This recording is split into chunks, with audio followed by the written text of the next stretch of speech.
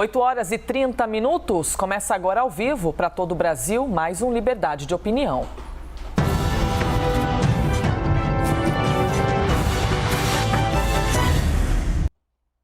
Já começo dando o meu bem-vindo e bom dia para Tiago Anastácio, mais uma vez aqui conosco nessas vésperas de Natal. Tiago Anastácio, bem-vindo.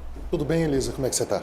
Muito bem, mas vamos aos assuntos que por vezes são espinhosos, sim, indigestos do nosso país. O Congresso Nacional aprovou o reajuste de 1 bilhão e 700 milhões de reais a agentes de segurança no orçamento do ano que vem. Na semana passada, o ministro da Economia, Paulo Guedes, pediu ao Congresso para reservar 2 bilhões e 800 milhões de reais no orçamento, com o objetivo de conceder esses reajustes. A primeira versão do parecer apresentado pelo relator não contemplava o aumento aos policiais, mas depois de um esforço do governo, o benefício foi garantido. O relatório final foi feito pelo deputado Hugo Leal e tinha até hoje, quarta-feira, véspera do início do recesso parlamentar, para ser votado.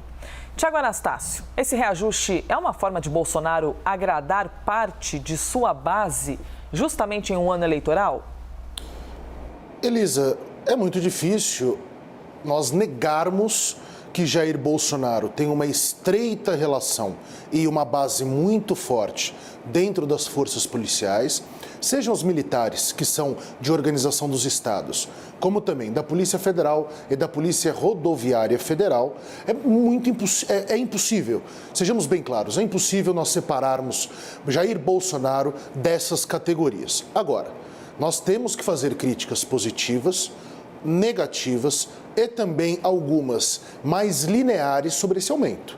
As polícias, num país, infelizmente, de tanta desigualdade social, de tanta pobreza, aonde existe a criminalização de condutas que, honestamente, ainda são criminalizadas fora de época.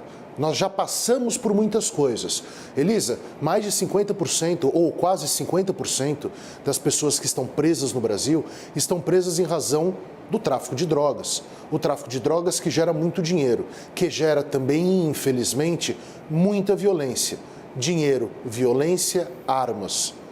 Os policiais também estão em risco sempre e diuturnamente nesse combate, que eu honestamente já não sei mais se deveria ser feito ou não, se nós já deveríamos avançar para tirar o dinheiro da mão do tráfico, talvez controlando o uso de drogas, porque nós sabemos, quem quiser usar drogas, usa no Brasil. Talvez fosse o caso de um combate mais inteligente, mais eficaz, de mais elucidação e não de tiroteio. Agora, os policiais merecem sim aumentos. A questão é, por que apenas os policiais agora? E isso revela o aceno de Bolsonaro e também dos seus aliados a essa base de apoio que o presidente tem. Então, são diversos os aspectos. Os policiais merecem. Sim, Bolsonaro revela que está fazendo um aceno à sua base quando apenas aos policiais esses aumentos são dados. E talvez, graças à gravidade dos problemas da criminalidade que nós temos, que nos empurram para uma série de consequências nefastas. Droga gera problemas de saúde pública, porque há ausência de elucidação da população sobre o tema, muito preconceito sobre o tema e um debate irreal, porque aqueles, repito, que querem usar drogas, as usam no nosso Brasil. Todos sabem aonde comprar drogas ou não. E aí vem um outro problema. O tráfico de drogas gera violência, gera organizações criminosas. E isso impõe também o drama das armas nas nossas fronteiras. E isso também vai gerar um outro problema socioeconômico, que é o poder judiciário abarrotado de casos. Em grande parte, não de grandes traficantes, de pequenos traficantes, de meninos que vivem, infelizmente, na miséria, à margem da sociedade dos ternos e gravatas. Então, nós precisamos aplaudir quando policiais são louvados, precisamos entender que o presidente Jair Bolsonaro faz um aceno à sua base, que ele está perdendo cada vez mais, e isso é revelado quando apenas os policiais tiveram aumento e tantas outras categorias relevantes. Médicos, enfermeiros, professores, outros setores do serviço público de cunho federal não receberam essa benesse. Eu fico chateado por isso, mas vejo também algo positivo, infelizmente, dentro da ideia eleitoral de cuidar do país. É uma pena, mas fazer o quê, né?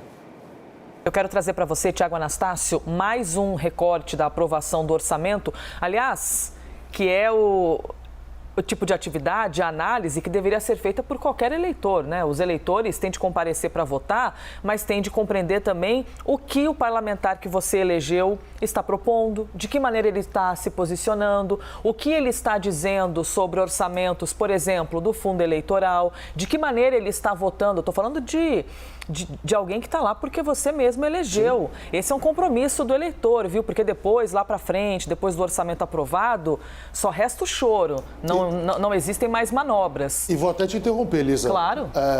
Nós precisamos acabar um pouco com essa cultura no Brasil de achar que votando para governador, para presidente, para prefeito, tudo está votado. Uhum. Muito pelo contrário.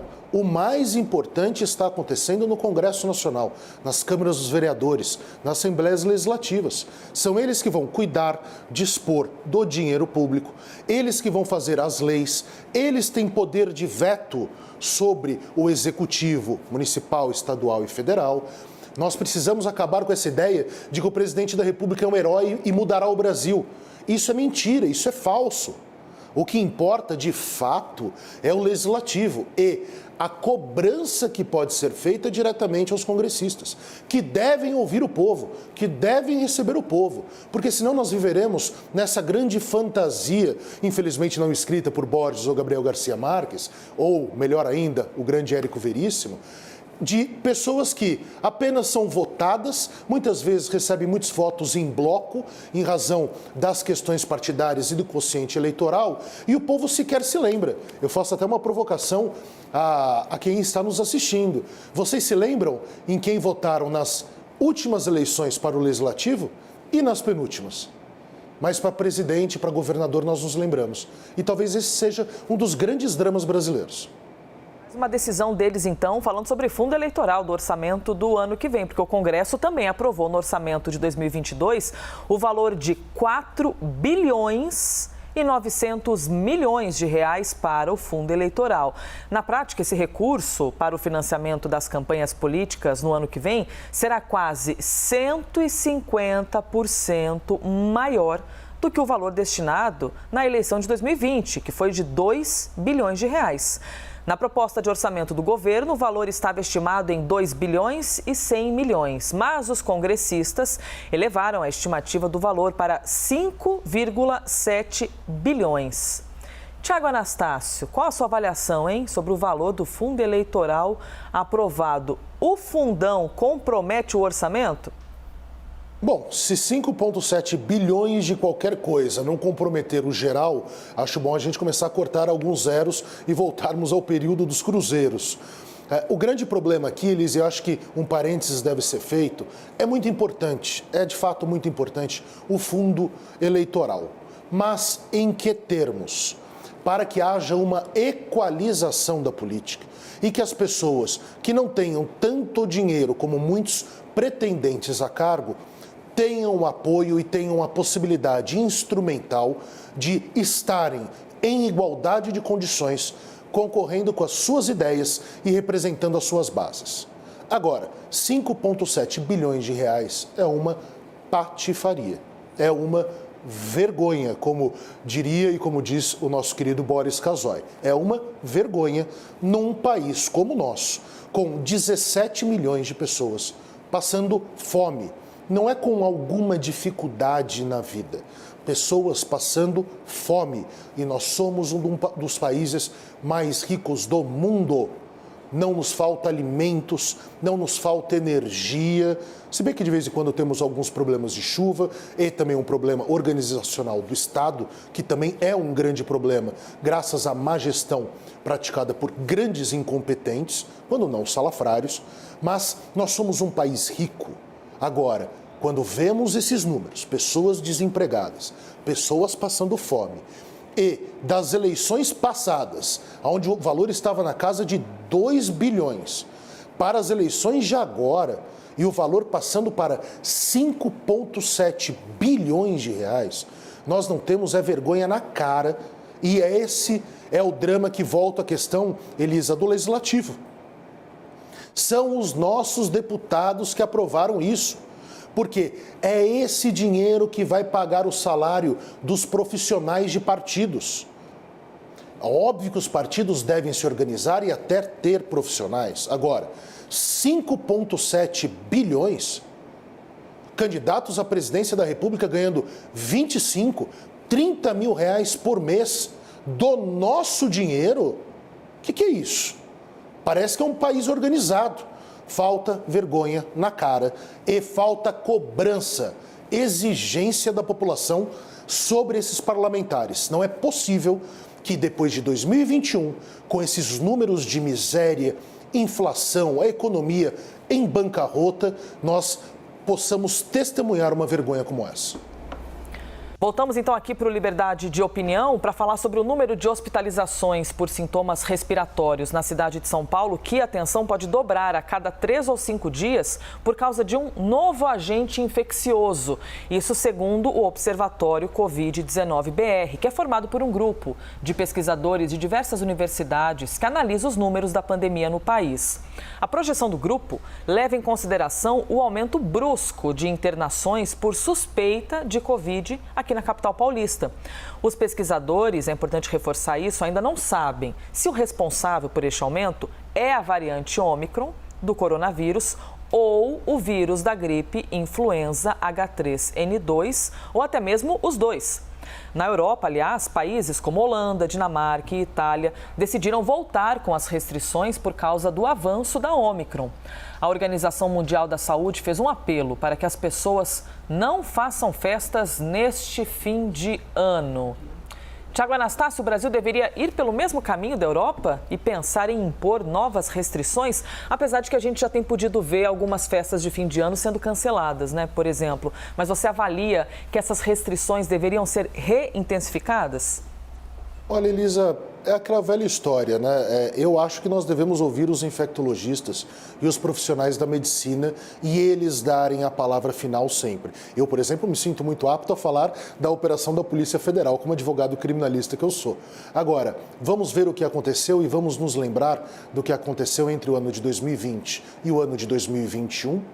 Nós não seguimos essas orientações e tivemos não só a criação, nascimento, a mutação do vírus para uma forma mais grave aqui no Brasil.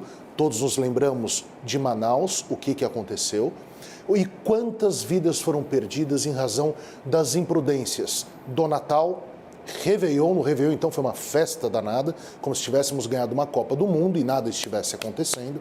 E também depois nessas brincadeiras, mesmo que não oficiais, de carnaval, nas viagens. Nós vimos, e quantas vezes, Elisa, aqui pela manhã, nós víamos aquelas praias abarrotadas de gente, lotadas de gente no ano de 2021. Ou seja, nós não aprendemos nada. Agora, adianta falar para o povo? Cuidado, usem máscara, não façam grandes festas, não, por favor, não vão a grandes aglomerações. Adianta. Adianta a orientação vindo de um advogado e comentarista? Não, nem de você, Elisa, minha querida amiga. Os líderes do Brasil é que devem liderar, que devem explicar que se nós não tomarmos atitudes muito cuidadosas, nós ficaremos nessa pandemia por mais e mais tempo. Por quê? Nós ainda temos um índice, embora muito bom, principalmente na região sudeste, nós temos alguns cantões do Brasil que a vacinação não vai tão bem, com 50%, 60% apenas de pessoas vacinadas. E nós vamos continuar com esse problema de discurso. Eu tenho a liberdade de não tomar vacina. Eu tenho a liberdade de ir no hotel sem estar vacinado. Não, gente. Não, porque essa falsa liberdade, esse falso conceito, essa falsa intelectualidade brasileira é que está fazendo nós nos arrastarmos, e não só brasileira, mundial. Vejam a vergonha que a Alemanha, um país que é o motor da Europa, não só em inteligência, como também em industrialização e economicamente, a vergonha que a Alemanha passa, que os estados do sul-americano passam. Por que nós estamos e avançamos tanto e tanto em tecnologia, em informações, em liberdade de imprensa, no constitucionalismo que dá as regras do jogo a toda a população e nós não conseguimos agir de forma minimamente coerente e correta? Elisa, é muito claro, nós sabemos e voltaremos aqui depois das festas com um aumento de casos e de uma variante muito mais multiplicadora, muito mais infecciosa. O Tiago está fazendo uma previsão típica de Nostradamus sobre catástrofe. Não, é porque já aconteceu. E não aconteceu 50 anos atrás. Aconteceu do ano passado para esse ano. Será que é tão difícil verificar o óbvio? Então não adianta que um comentarista, um advogado, você, uma jornalista, nós falemos isso em público. É necessário liderança no país. Alguns governadores o fazem, às vezes muito de forma acanhada, com medo de não brigar com o comércio e o empresariado. Agora, nós precisamos entender uma coisa. Ou continuaremos levando essa pandemia em banho-maria, e ela vai se alongar se não tomarmos medidas bastante firmes, nem que sejam por um curto espaço de tempo. Mas nós não podemos mais empurrar essa pandemia com a barriga, e a barriga da imprudência, a barriga da inércia, a barriga do desprezo ao próximo, travestido de liberdades civis, onde liberdades civis não existem. Vamos tomar muito cuidado. Reúnam-se, claro, com cuidado no Natal. Evitem no Réveillon as festas e as grandes aglomerações. Usem máscara, vacinem-se, não fiquem perto das pessoas. Se você tem a possibilidade de se sentar na frente da sua avó, da sua mãe, do seu pai, eu infelizmente já não tenho ambos para poder sentar no Natal. Sente-se longe deles, tenha um pouco de amor e de afeto, e de respeito, de solidariedade. Mas usem máscara. Não vão em festas com 100, 200, 300 pessoas, onde depois de 2 ou 3 doses, você tira a máscara e acha que é o Superman, o Batman ou a Batgirl. Porque vai dar problema e nós teremos novamente um fevereiro, março, abril e maio terrível como tivemos esse ano. Não é previsão, é história. Vejamos o que aconteceu entre dezembro e janeiro. 8h49. Agradeço, então, mais uma vez a sua opinião aqui no nosso quadro, Tiago Anastácio. Até, Elisa. Amanhã nos vemos. Bom dia.